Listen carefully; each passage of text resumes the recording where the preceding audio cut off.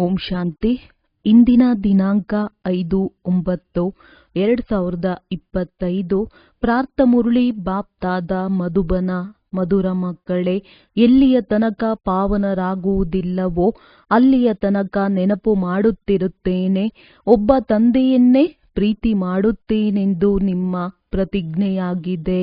ಪ್ರಶ್ನೆ: ಬುದ್ಧಿವಂತ ಮಕ್ಕಳು ಸಮಯವನ್ನು ನೋಡುತ್ತಾ ಯಾವ ಪುರುಷಾರ್ಥವನ್ನು ಮಾಡುತ್ತಾರೆ? ಉತ್ತರ: ಅಂತ್ಯದಲ್ಲಿ ಶರೀರ ಬಿಡುವಾಗ ಒಬ್ಬ ತಂದೆಯ ನೆನಪೇ ಇರಲಿ ಮತ್ತು ಬೇರೆ ಯಾವುದೇ ನೆನಪು ಬರಬಾರದು.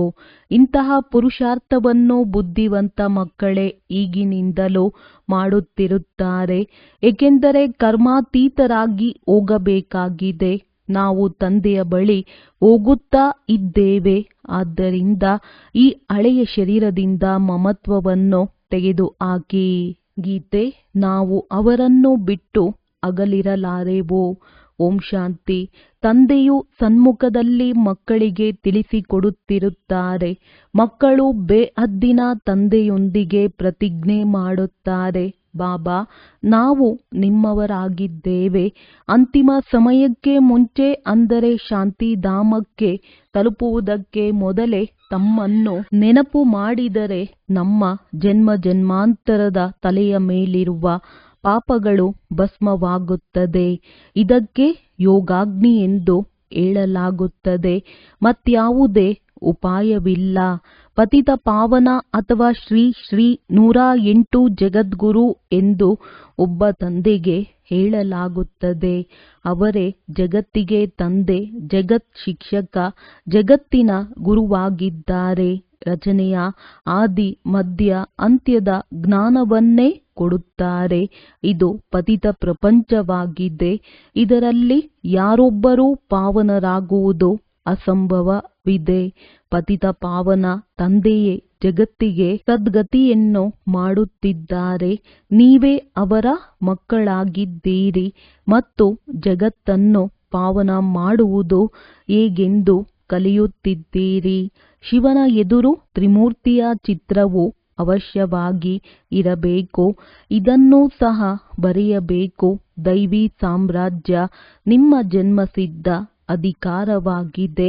ಅದೂ ಸಹ ಕಲ್ಪದ ಸಂಗಮಯುಗದಲ್ಲಿ ಆಗುವುದು ಎಂದು ಬರೆಯಬೇಕು.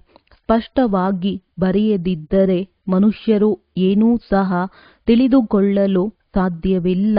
ಮತ್ತೊಂದು ಮಾತು, ಕೇವಲ ಬಿಕೆ ಹೆಸರಿನ ಮುಂದೆ ಪ್ರಜಾಪಿತ ಅಕ್ಷರವನ್ನು ಅವಶ್ಯವಾಗಿ ಸೇರಿಸಬೇಕು. ಏಕೆಂದರೆ ಬ್ರಹ್ಮ ಎಂಬ ಹೆಸರು ಅನೇಕರದ್ದಿರುತ್ತದೆ.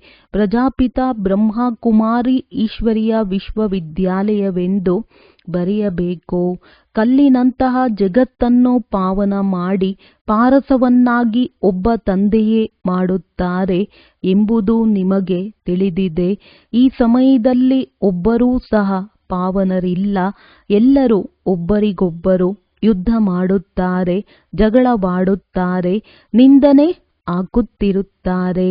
ತಂದೆಗೂ ಸಹ ಮೀನು ಮೊಸಳೆಯ ಅವತಾರವನ್ನು ತೆಗೆದುಕೊಳ್ಳುತ್ತಾರೆಂದು ಹೇಳುತ್ತಾರೆ.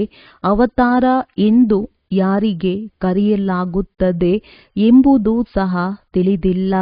ಒಬ್ಬರದ್ದೇ ಅವತಾರ ಆಗುತ್ತದೆ.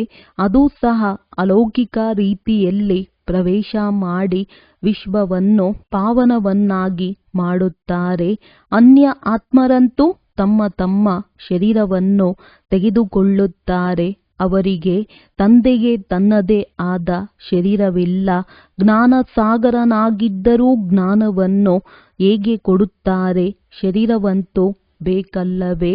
ಇವೆಲ್ಲ ಮಾತುಗಳನ್ನು ನಿಮ್ಮ ವಿನಃ ಬೇರೆ ಯಾರೂ ತಿಳಿದುಕೊಳ್ಳುವುದಿಲ್ಲ. ಗೃಹಸ್ಥ ವ್ಯವಹಾರದಲ್ಲಿದ್ದು ಪವಿತ್ರರಾಗುವುದು ಸಾಹಸದ ಕೆಲಸವಾಗಿದೆ. ಮಹಾವೀರ ಅರ್ಥಾತ್ ವೀರತೆಯನ್ನು ತೋರಿಸುವುದು, ಇದು ಸಹ ವೀರತೆಯಾಗಿದೆ. ಯಾವ ಕೆಲಸವನ್ನು ಸನ್ಯಾಸಿಗಳು ಮಾಡಲು ಸಾಧ್ಯವಿಲ್ಲ, ಅದನ್ನು ನೀವು ಮಾಡಬಹುದಾಗಿದೆ. ತಂದೆ ಶ್ರೀಮತವನ್ನು ಕೊಡುತ್ತಾರೆ. ಗೃಹಸ್ಥ ವ್ಯವಹಾರದಲ್ಲಿರುತ್ತಾ ಕಮಲ ಪುಷ್ಪ ಸಮಾನ ಪವಿತ್ರರಾಗಿ ಆಗ ಶ್ರೇಷ್ಠ ಪದವಿಯನ್ನು ಪಡೆಯಲು ಸಾಧ್ಯವಿದೆ. ಇಲ್ಲದಿದ್ದರೆ ವಿಶ್ವದ ರಾಜ್ಯಭಾಗ್ಯ ಹೇಗೆ ಸಿಗುತ್ತದೆ? ಇದು ನರನಿಂದ ನಾರಾಯಣನಾಗುವ ವಿದ್ಯೆಯಾಗಿದೆ. ಇದು ಪಾಠಶಾಲೆಯಾಗಿದೆ. ಅನೇಕರು ಓದುತ್ತಾರೆ. ಆದ್ದರಿಂದ ಈಶ್ವರೀಯ ವಿಶ್ವವಿದ್ಯಾಲಯ ಎಂದು ಬರೆಯಿರಿ. ಇದಂತೂ ಪೂರ್ಣ ಸರಿಯಾದ ಅಕ್ಷರವಾಗಿದೆ. ಭಾರತವಾಸಿಗಳಿಗೆ ತಿಳಿದಿದೆ, ನಾವೇ ವಿಶ್ವದ ಮಾಲೀಕರಾಗಿದ್ದೆವು. ಇದು ನೆನ್ನೆಯ ಮಾತಾಗಿದೆ. ಇದುವರೆಗೂ ರಾಧಾ ಕೃಷ್ಣ ಲಕ್ಷ್ಮೀ ನಾರಾಯಣರ ಮಂದಿರಗಳು ಆಗುತ್ತಾ ಇರುತ್ತವೆ. ಕೆಲವರಂತೂ ಪತಿತ ಮನುಷ್ಯರದ್ದನ್ನು ಸಹ ಮಂದಿರವನ್ನು ಕಟ್ಟಿಸುತ್ತಾರೆ. ದ್ವಾಪರದಿಂದ ಹಿಡಿದು ಮನುಷ್ಯರು ಪತಿತರಾಗಿಯೇ ಇದ್ದಾರೆ. ಶಿವ ಎಲ್ಲಿ? ದೇವತೆಗಳ ಮಂದಿರ ಮಾಡುವುದೆಲ್ಲಿ? ಪತಿತ ಮನುಷ್ಯರೆಲ್ಲಿ? ಇವರು ದೇವತೆಗಳಾಗಿದ್ದಾರೆಯೇ?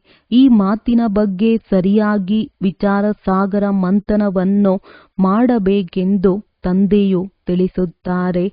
ತಂದೆಯು ತಿಳಿಸುತ್ತಲೇ ಇರುತ್ತಾರೆ. ದಿನ ಪ್ರತಿದಿನ ಬರಹವು ಬದಲಾವಣೆಯಾಗುತ್ತಾ ಇರುತ್ತದೆ. ಮೊದಲು ಈ ರೀತಿ ಏಕೆ ಮಾಡಲಿಲ್ಲ?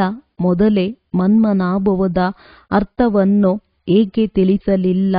ಅರೆ, ಮೊದಲೇ ಈ ರೀತಿ ನೆನಪಿನಲ್ಲಿರಲು ಸಾಧ್ಯವಿತ್ತೇನೋ? ಬಹಳ ಕಡಿಮೆ ಮಕ್ಕಳು ಪ್ರತಿಯೊಂದು ಮಾತಿನ ಪ್ರತ್ಯುತ್ತರವನ್ನು ಪೂರ್ಣ ಮಾಡಲು ಸಾಧ್ಯತೆ ಇದೆ.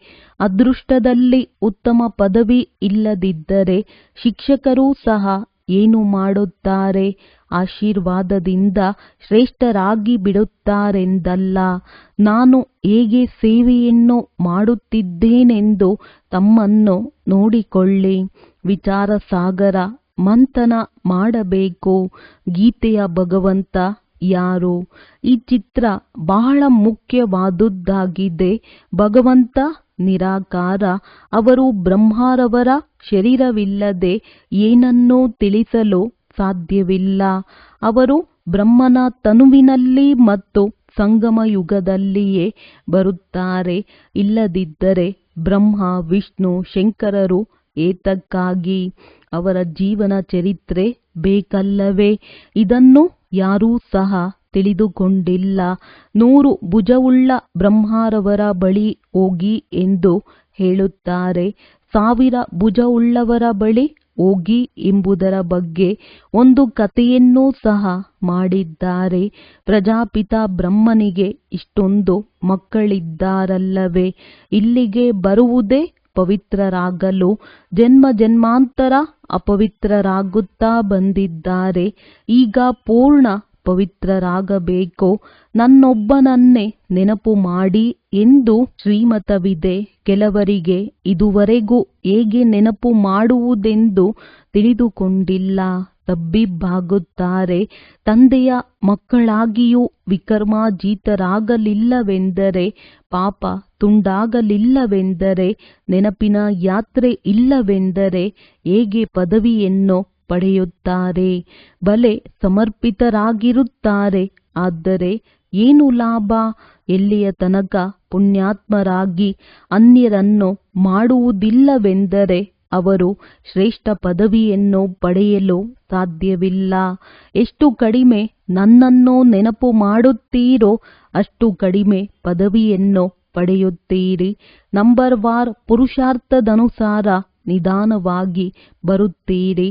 ನಾವು ಎಲ್ಲವನ್ನೂ ಸಮರ್ಪಣೆ ಮಾಡಿಬಿಟ್ಟಿದ್ದೇವೆ. ಆದ್ದರಿಂದ ನಮಗೆ ಡಬಲ್ ಕಿರೀಟಧಾರಿಗಳಾಗುತ್ತೇವೆ ಎಂದಲ್ಲ.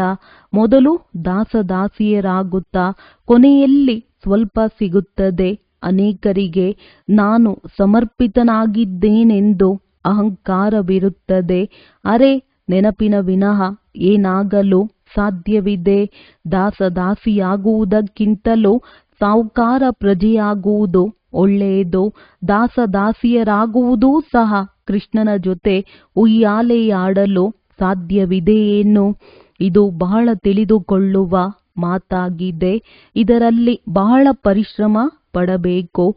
ಸ್ವಲ್ಪದರಲ್ಲಿಯೇ ಖುಷಿಯಾಗಬಾರದು. ನಾನು ರಾಜನಾಗುತ್ತೇನೆ ಎಂದು ತಿಳಿಯಬಾರದು.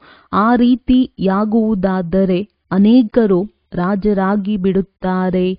ಮೊದಲನೆಯ ಮುಖ್ಯ ಮಾತು ನೆನಪಿನ ಯಾತ್ರೆಯಾಗಿದೆ ಎಂದು ತಂದೆಯು ತಿಳಿಸುತ್ತಾರೆ.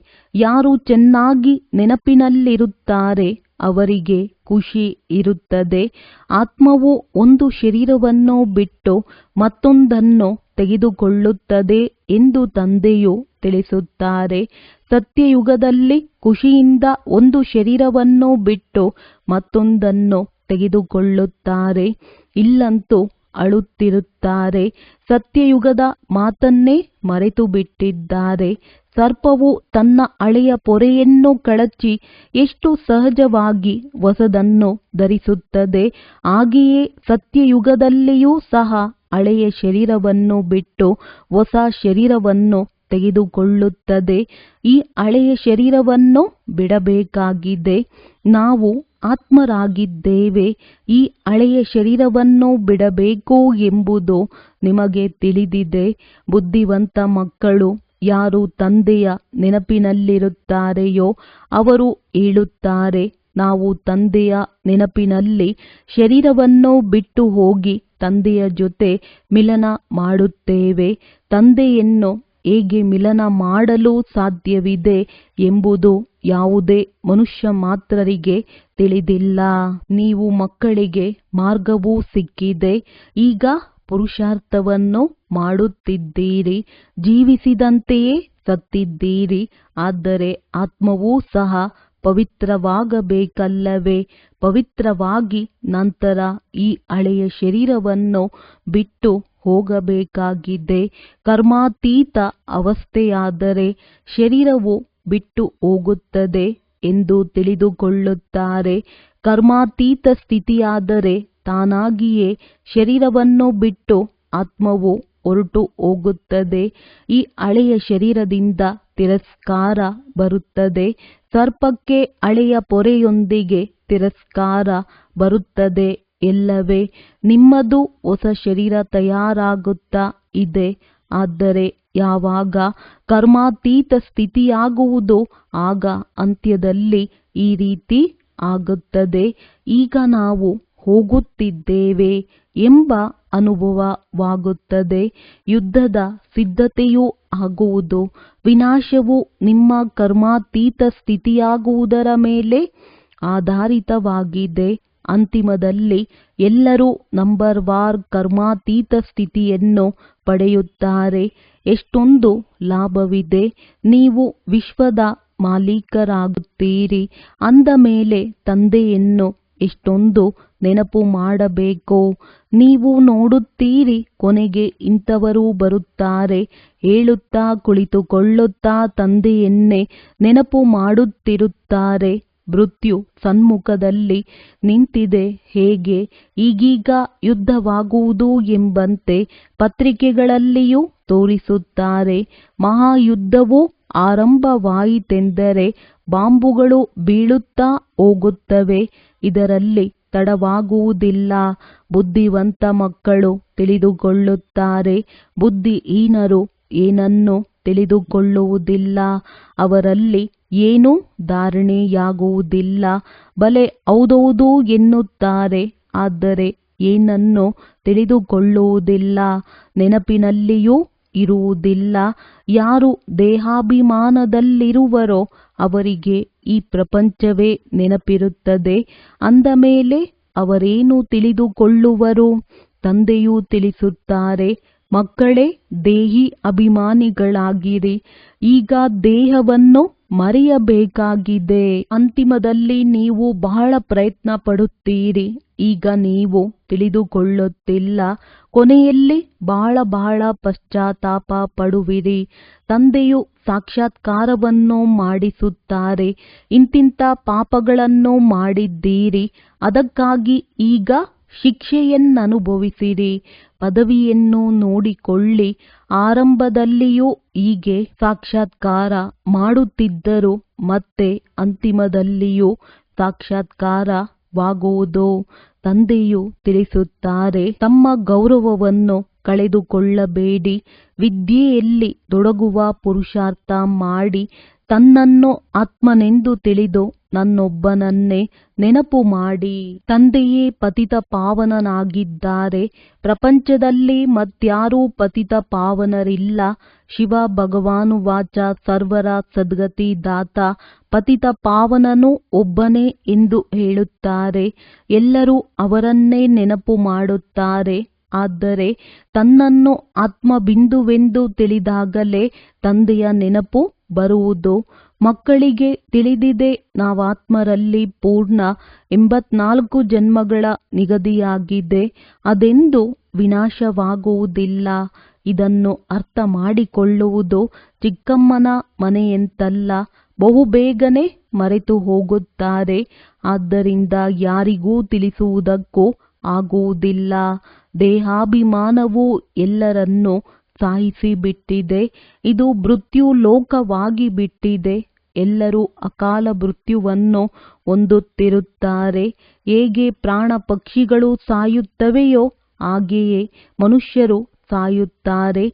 ಏನೂ ವ್ಯತ್ಯಾಸವೇ ಇಲ್ಲ. ಲಕ್ಷ್ಮೀ ನಾರಾಯಣರಂತೂ ಅಮರಲೋಕದ ಮಾಲೀಕರಲ್ಲವೇ? ಅಲ್ಲಿ ಅಕಾಲ ಮೃತ್ಯುವಿರುವುದಿಲ್ಲ. ದುಃಖವೇ ಇಲ್ಲ. ಇಲ್ಲಂತೂ ದುಃಖವಾದರೆ ಹೋಗಿ ಜೀವಘಾತ ಮಾಡಿಕೊಳ್ಳುತ್ತಾರೆ. ತಮಗೆ ತಾವೇ ಅಕಾಲ ಮೃತ್ಯುವನ್ನು ತಂದುಕೊಳ್ಳುತ್ತಾರೆ. ಇದು ಬಹಳ ದೊಡ್ಡ ಗುರಿಯಾಗಿದೆ. ಎಂದೂ ಸಹ ಕುದೃಷ್ಟಿಯಾಗದಿರಲಿ. ಇದರಲ್ಲಿಯೇ ಪರಿಶ್ರಮವಿದೆ. ಶ್ರೇಷ್ಠ ಪದವಿಯನ್ನು ಪಡೆಯುವುದು ಚಿಕ್ಕಮ್ಮನ ಮನೆಯಂತಲ್ಲ. ಸಾಹಸವೂ ಬೇಕು. ಇಲ್ಲದಿದ್ದರೆ ಅತಿ ಚಿಕ್ಕ ಮಾತಿನಲ್ಲಿಯೇ ಹೆದರಿಕೊಂಡು ಬಿಡುತ್ತಾರೆ. ಯಾರಾದರೂ ದುಷ್ಟರು ಒಳಗೆ ಪ್ರವೇಶಿಸಿದರೆ ಅವರನ್ನು ಹೊಡೆದು ಓಡಿಸಬೇಕು.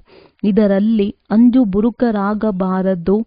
ಶಿವಶಕ್ತಿ ಪಾಂಡವ ಸೇನೆ ಎಂದು ಗಾಯನವಿದೆಯಲ್ಲವೇ? ನೀವೇ ಸ್ವರ್ಗದ ಬಾಗಿಲನ್ನು ತೆರೆಯುತ್ತೀರಿ. ಹೆಸರು ಪ್ರಸಿದ್ಧವಾಗಿದೆ. ಅಂದ ಮೇಲೆ ಇಂತಹ ಸಾಹಸವೂ ಬೇಕಲ್ಲವೇ? ಯಾವಾಗ ಸರ್ವಶಕ್ತಿವಂತ ತಂದೆಯ ನೆನಪಿನಲ್ಲಿರುತ್ತೀರೋ ಆಗ ಆ ಶಕ್ತಿಯು ಪ್ರವೇಶ ಮಾಡುವುದು. ತನ್ನನ್ನು ಆತ್ಮನೆಂದು ತಿಳಿದು ತಂದೆಯನ್ನು ನೆನಪು ಮಾಡಬೇಕಾಗಿದೆ. ಈ ಯೋಗಾಗ್ನಿಯಿಂದ ವಿಕರ್ಮಗಳು ವಿನಾಶವಾಗುತ್ತದೆ ಮತ್ತು ವಿಕರ್ಮಾಜೀತ್ ರಾಜರಾಗಿ ಬಿಡುತ್ತೀರಿ. ನೆನಪಿನದ್ದೇ ಪರಿಶ್ರಮವಿದೆ. ಯಾರು ಮಾಡುತ್ತಾರೆಯೋ ಅವರು ಪಡೆಯುವರು.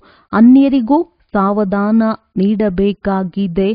ನೆನಪಿನ ಯಾತ್ರೆಯಿಂದಲೇ ದೋಣಿಯು ಪಾರಾಗುವುದು. ವಿದ್ಯೆಗೆ ಯಾತ್ರೆ ಎಂದು ಹೇಳುವುದಿಲ್ಲ. ಅದು ಸ್ಥೂಲ ಯಾತ್ರೆಯಾಗಿದೆ. ಇದು ಆತ್ಮಿಕ ಯಾತ್ರೆಯಾಗಿದೆ. ನೇರವಾಗಿ ತಮ್ಮ ಮನೆಯಾದ ಶಾಂತಿಧಾಮಕ್ಕೆ ಹೊರಟು ಹೋಗುತ್ತೀರಿ. ತಂದೆಯೂ ಸಹ ಆ ಮನೆಯಲ್ಲಿರುತ್ತಾರೆ. ನನ್ನನ್ನು ನೆನಪು ಮಾಡುತ್ತಾ ಮಾಡುತ್ತಾ ನೀವು ಮನೆಗೆ ತಲುಪುತ್ತೀರಿ. ಎಲ್ಲರೂ ಇಲ್ಲಿ ಪಾತ್ರವನ್ನಭಿನಯಿಸಲೇಬೇಕಾಗಿದೆ. ನಾಟಕವು ಅವಿನಾಶಿಯಾಗಿ ನಡೆಯುತ್ತಲೇ ಇರುತ್ತದೆ. ಮಕ್ಕಳೇ, ಮೊದಲನೆಯದಾಗಿ ತಂದೆಯ ನೆನಪಿನಲ್ಲಿರಿ ಹಾಗೂ ಪವಿತ್ರರಾಗಿ ದೈವಿ ಗುಣಗಳನ್ನು ಧಾರಣೆ ಮಾಡಿ ಮತ್ತು ಎಷ್ಟು ಸರ್ವಿಸ್ ಮಾಡುವಿರೋ ಅಷ್ಟು ಶ್ರೇಷ್ಠ ಪದವಿಯನ್ನು ಪಡೆಯುವಿರಿ. ಅಂದಾಗ ಅವಶ್ಯವಾಗಿ ಕಲ್ಯಾಣಕಾರಿಗಳಾಗಬೇಕಾಗಿದೆ. ಒಳ್ಳೆಯದು. ಮಧುರಾತಿ ಮಧುರ ಅಗಲಿ ಹೋಗಿ ಮರಳಿ ಸಿಕ್ಕಿರುವ ಮಕ್ಕಳ ಪ್ರತಿ ಮಾತ್ಪಿತಾ ಬಾಪ್ ತಾದಾರವರ ನೆನಪು, ಪ್ರೀತಿ ಹಾಗೂ ಸುಪ್ರಭಾತ. ಆತ್ಮಿಕ ಮಕ್ಕಳಿಗೆ ಆತ್ಮಿಕ ತಂದೆಯ ನಮಸ್ತೆ. ಧಾರಣೆಗಾಗಿ ಮುಖ್ಯ ಸಾರ. ಸದಾ ನೆನಪಿರಲಿ, ಸರ್ವಶಕ್ತಿವಂತ ತಂದೆಯೇ ನಮ್ಮ ಜೊತೆ ಇದ್ದಾರೆ. ಈ ಸ್ಮೃತಿಯಿಂದ ಶಕ್ತಿಯು ಪ್ರವೇಶ ಮಾಡುವುದು. ವಿಕರ್ಮಗಳು ಭಸ್ಮವಾಗುತ್ತವೆ. ಶಿವಶಕ್ತಿ ಪಾಂಡವ ಸೇನೆ ಎಂದು ಹೆಸರಿದೆ ಅಂದ ಮೇಲೆ ಶೌರ್ಯವನ್ನು ತೋರಿಸಬೇಕಾಗಿದೆ. ಅಂಜುಬುರುಕರಾಗಬಾರದು. ಮರುಜೀವಿಗಳಾದ ಮೇಲೆ ನಾನಂತೂ ಸಮರ್ಪಿತನಾಗಿದ್ದೇನೆ ಎಂಬ ಅಹಂಕಾರ ಬರಬಾರದು. ಸಮರ್ಪಿತರಾಗಿ ಪುಣ್ಯಾತ್ಮರಾಗಿ ಅನ್ಯರನ್ನು ಮಾಡಬೇಕಾಗಿದೆ. ಇದರಲ್ಲಿಯೇ ಲಾಭವಿದೆ. ವರದಾನ: ನಿರ್ವಿಘ್ನ ಸ್ಥಿತಿಯ ಮೂಲಕ ಸ್ವಯಂನ ಅಡಿಪಾಯವನ್ನು ಭದ್ರ ಮಾಡಿಕೊಳ್ಳುವಂತವರು ಪಾಸ್ ವಿತ್ ಆನರ್ ಭವ. ಯಾವ ಮಕ್ಕಳು ಬಹಳ ಕಾಲದಿಂದ ನಿರ್ವಿಘ್ನ ಸ್ಥಿತಿಯ ಅನುಭವಿಯಾಗಿದ್ದಾರೆ ಅವರ ಅಡಿಪಾಯ ಪಕ್ಕಾ ಆಗಿರುವ ಕಾರಣ ಸ್ವಯಂ ಸಹ ಶಕ್ತಿಶಾಲಿಯಾಗಿರುತ್ತಾರೆ ಮತ್ತು ಬೇರೆಯವರನ್ನೂ ಸಹ ಶಕ್ತಿಶಾಲಿಯನ್ನಾಗಿ ಮಾಡುತ್ತಾರೆ. ಬಹುಕಾಲದ ಶಕ್ತಿಶಾಲಿ ನಿರ್ವಿಘ್ನ ಆತ್ಮ ಅಂತಿಮದಲ್ಲಿಯೂ ಸಹ ನಿರ್ವಿಘ್ನರಾಗಿ ಪಾಸ್ ವಿತ್ ಆನರ್ ಆಗಿಬಿಡುತ್ತಾರೆ, ಇಲ್ಲ ಫಸ್ಟ್ ಡಿವಿಷನ್ನಲ್ಲಿ ಬಂದು ಬಿಡುತ್ತಾರೆ. ಆದ್ದರಿಂದ ಸದಾ ಇದೇ ಲಕ್ಷ್ಯ ಇರಲಿ, ಬಹುಕಾಲದ ನಿರ್ವಿಘ್ನ ಸ್ಥಿತಿಯ ಅನುಭವ ಅವಶ್ಯವಾಗಿ ಮಾಡಬೇಕು. ಸ್ಲೋಗನ್: ಎಲ್ಲ ಆತ್ಮರ ಪ್ರತಿ ಉಪಕಾರ ಅರ್ಥಾತ್ ಶುಭಕಾಮನೆ ಇಟ್ಟಾಗ ಸ್ವತಃ ಆಶೀರ್ವಾದಗಳು ಪ್ರಾಪ್ತಿಯಾಗುವುದು. ಅವ್ಯಕ್ತ ಸೂಚನೆ: ಈಗ ಲಗನ್ನಿನ ಅಗ್ನಿಯನ್ನು ಪ್ರಜ್ವಲಿತಗೊಳಿಸಿ ಯೋಗವನ್ನು ಜ್ವಾಲಾರೂಪವನ್ನಾಗಿ ಮಾಡಿ. ಯೋಗ ಎಂದರೆ ಶಾಂತಿಯ ಶಕ್ತಿಯಾಗಿದೆ. ಈ ಶಾಂತಿಯ ಶಕ್ತಿ ಬಹಳ ಸಹಜವಾಗಿ ಸ್ವಯಂವನ್ನು ಮತ್ತು ಅನ್ಯರನ್ನು ಪರಿವರ್ತನೆ ಮಾಡುತ್ತದೆ. ಇದರಿಂದ ವ್ಯಕ್ತಿಯೂ ಸಹ ಬದಲಾದರೆ ಪ್ರಕೃತಿಯೂ ಸಹ ಬದಲಾಗುತ್ತದೆ. ವ್ಯಕ್ತಿಯರಿಗೆ ಮುಖದ ಕೋರ್ಸನ್ನು ಮಾಡಿಸಿ ಬಿಡುತ್ತೀರಿ, ಆದರೆ ಪ್ರಕೃತಿಯನ್ನು ಬದಲಾಯಿಸುವುದಕ್ಕೆ ಶಾಂತಿಯ ಶಕ್ತಿ ಅರ್ಥಾತ್ ಯೋಗ ಬಲವೇ ಬೇಕಾಗಿದೆ. ಒಳ್ಳೆಯದು. ಓಂ ಶಾಂತಿ. ಓಂ ಶಾಂತಿ.